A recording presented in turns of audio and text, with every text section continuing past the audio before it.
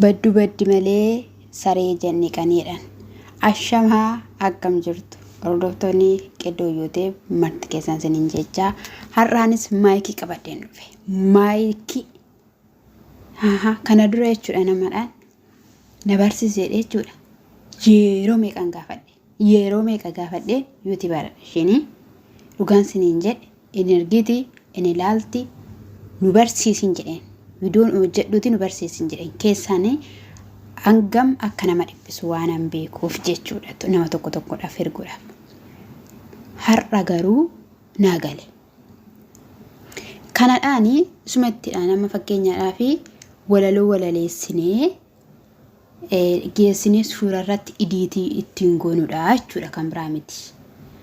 Anamma isuma kana sagalee isa waraabe kana geesseenii viidiyoo nama waraabaa jiru kanarratti idiitii godhaa jechuudha. Garuu anaaf naan galu ture. Maaliif viidiyoo waan ganaa bilbila isa tokkorraa wayin demoo riikoordii gaame bilbila isa tokkorraa gara isa tokkotti ishee godhannatti hin fakkaatu ture jechuudha. Sinii galee amma garuu naa gale. Hayyayayayay ammuma bulan ijoo waan hundumtuu namaaf gala miti. Ammuma bulan ammuma biqilan ammuma yaada jijjiiratan kana booddee jechuudha gaafan Itoophiyaa galee jechuudha. Gaafan Itoophiyaa galee ashamaa akkam jirtu hordoftoota qeddoo yooteef jedheen jechuudha. Nan urgufa miidiyaa kana nan urgufa nan arama nan kotokkota. Inna waliin kotokko namu ani qophaa komiti kan hin kotokkotu lammiiwwan inde lammiitu lammii jabeessa lammii malee guddatanii eessayyuu ga'uu hin danda'anii garuu haala kanadhaan kan sagaleen kaahamu sagaleen haala kanadhaan kaahamu keenoo oromiyyee ani isiniif jira keenoo akkasittiraan istooriidhuma keessa seentanii jechuudha istooruma keessa seentaniitu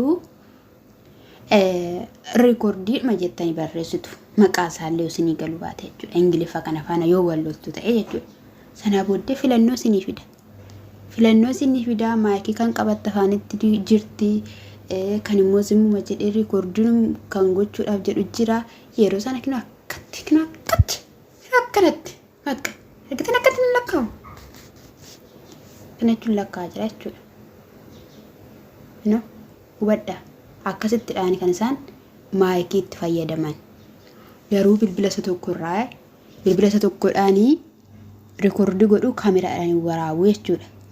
Sagalee isa asii kaameraa fagaatee jechuudha waan hunduma agarsiisaa wanta waraabuu fi wayin demoo bakka maal jedhama duuba isaanii bareechee waan waraabuuf yoo irraa fagaatan sagalee waan jalaa dhokatu waan itti sagalee godhachuu hin dandeenyee fi haala kanadhaan bilbila isaanii akkattidhaan qabatanii riikoordii godhuu jechuudha.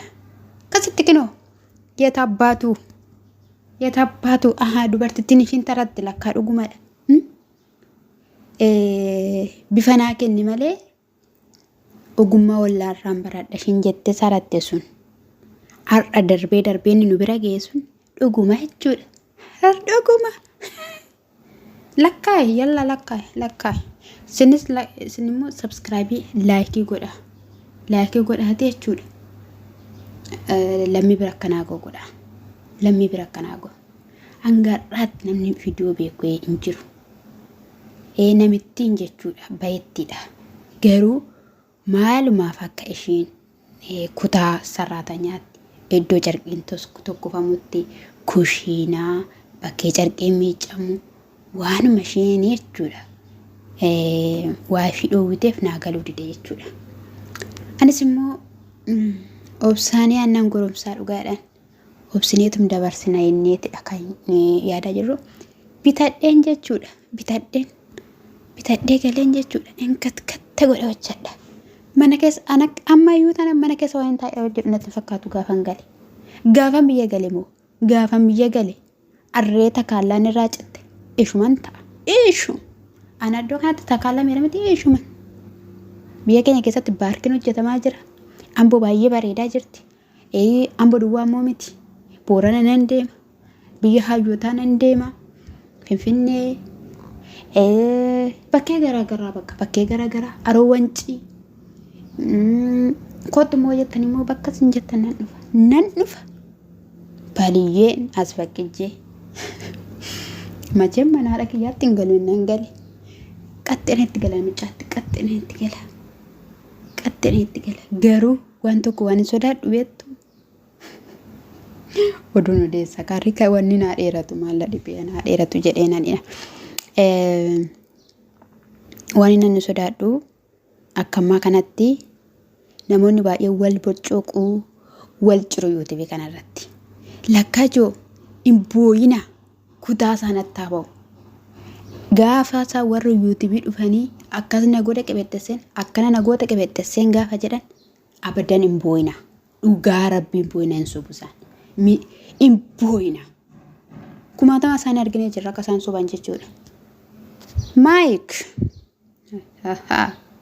kanaaf iyyuu imbooyina boon sinin barbaachisu sinin jechuun jaalladhaayii ennaa jechuudha. Isuma kanaan daawwantii godhee meeduu isuma kanaan sheerii godheen jechuudha laala.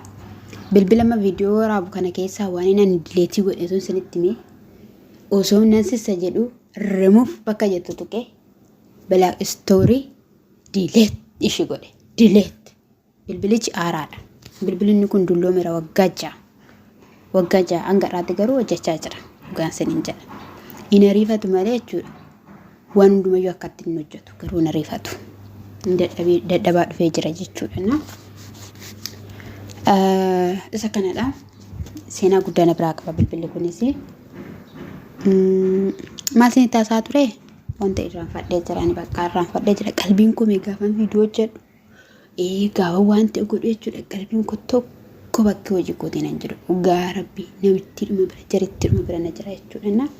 Isa kana isin jechuun jaalladhatti isin rabaayyuu kun akkatti nama rakkisti innaa jechuudha. Kanumaan geessee ideetiitti isinii godhee nani ilaalaa jechuudha.